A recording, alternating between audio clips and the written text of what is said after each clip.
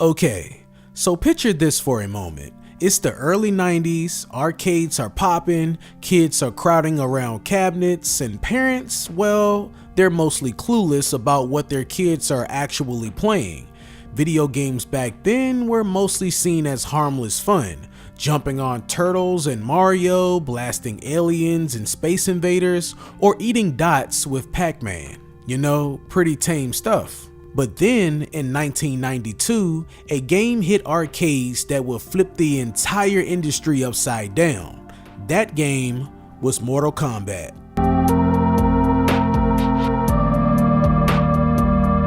Now let me set the scene for you.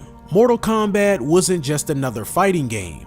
We already had Street Fighter 2 ruling the arcades with colorful characters throwing fireballs and performing fancy combos. But Mortal Kombat? Oh man, it was darker, grittier, it just felt dangerous. For one, the graphics used something brand new at the time, digitalized actors. Instead of cartoon sprites, you had real humans photographed and turned into fighters. This gave the game a raw, realistic edge. Characters like Liu Kang, Johnny Cage, and Scorpion looked like they walked right out of a cheesy martial arts movie and into your arcade screen. But it wasn't just the visuals, it was what you could do to your opponent.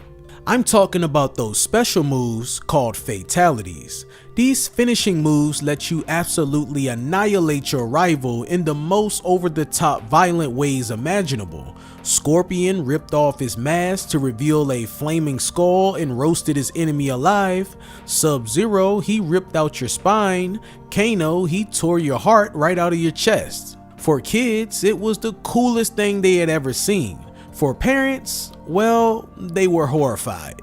Now remember, this was the early 90s. There weren't really mature or teen ratings yet. Parents had no warning labels, no guidelines, nothing. If you walked into Toys R Us and saw Mortal Kombat sitting on a shelf next to Sonic the Hedgehog, you'd have no idea which one featured spine-ripping violence. The panic really exploded in 1993 when Mortal Kombat was ported to home consoles, the Sega Genesis and Super Nintendo. This meant the game wasn't just in dark, smoky arcades anymore. Nope, it was in your living room. Suddenly, little Timmy could be decapitating opponents right after finishing his homework. And boy, did parents notice. News outlets jumped on it, politicians got involved, you had headlines screaming things like video games are corrupting our children. The whole thing felt similar to the panic around violent movies or heavy metal music in the 80s. Plus, some of the critics say, or they at least concede, that parents have to be there in order to pay for the game, so at least there's some discretion there, and game makers are also talking about a new rating system similar to the movies. We'll see what happens. But the real turning point came in December 1993. So let me lay out another scene for you. Picture this.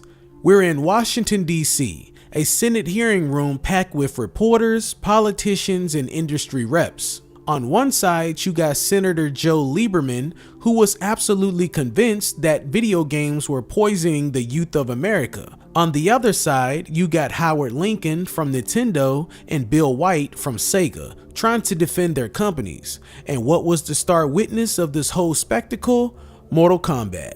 Lieberman held up footage from the game, showing fatalities in all of their glory. He described them as sick and disgusting, and insisted that games like this were teaching children to enjoy murder. It didn't help that another controversial game, Night Trap, a cheesy FMV horror title, was also being scrutinized. Together, they became the poster children for the games are too violent movement. Now, Nintendo tried to distance themselves. They argued, hey, our version of Mortal Kombat on the SNES actually censored the blood. We swapped it out for sweat. Which was true, the Super Nintendo version was way tamer. But Sega leaned into it. Their Genesis version had all the gore intact, if you knew the famous blood code. And that made the Genesis version of the game sell like hotcakes. So while Sega was winning the sales war, they were also getting hammered politically. The Senate made it clear,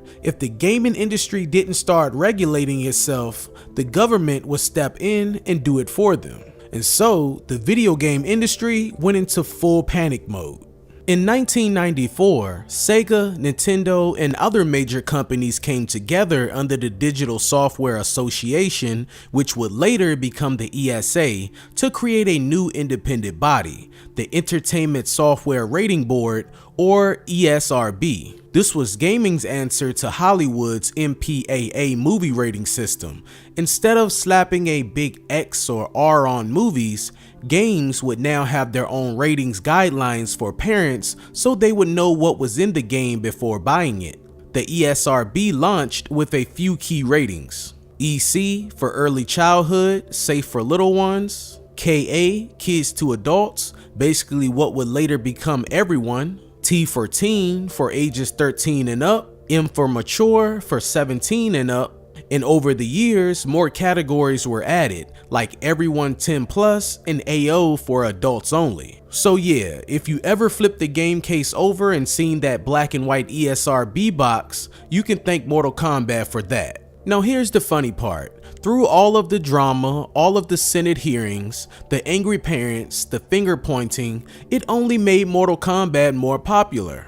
The Genesis version outsold the SNES version by a mile, thanks to the infamous blood code. And when Mortal Kombat 2 dropped in 1993, it was an even bigger hit, now on both arcades and home consoles, with even more gore and more brutal fatalities. By that point, the drama was basically free marketing. Kids weren't scared away, they were lining up to play. Meanwhile, the ESRB stuck around and became a permanent part of the industry. To this day, every major game released in the US has an ESRB rating. It's so integrated now that most people don't even think about it. But it all started with Sub-Zero ripping out a spine in 1992. Looking back now, it's kind of wild to think that one video game has such a huge impact. Mortal Kombat didn't just shape fighting games, it changed how the entire industry was regulated. And sure, you can debate whether the panic was overblown. Studios over the years have found mixed evidence on whether violent games actually make people violent. But whether you agree with the moral outrage or not, the ESRB became a necessary tool. It let mom and dads know what they were buying for their kids, it kept the government out of gaming, and it allowed developers to push boundaries without fear of outright bans. And as for Mortal Kombat, well, it's still going strong decades later. In fact, it's bigger than ever, complete with movies, comics, and a massive fan base. And yup, the fatalities are just as gruesome as they were in the 90s. So without Mortal Kombat, who knows what may have happened? Maybe games today wouldn't be as bold, as experimental, or as free to push boundaries. Maybe politicians really would have stepped in and censored things. But luckily, the industry got to regulate itself, and in the end, thanks to Mortal Kombat, the players won.